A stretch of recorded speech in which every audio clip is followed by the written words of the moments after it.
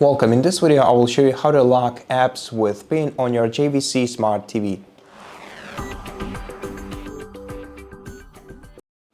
To do so, we're gonna have to enable parental controls first.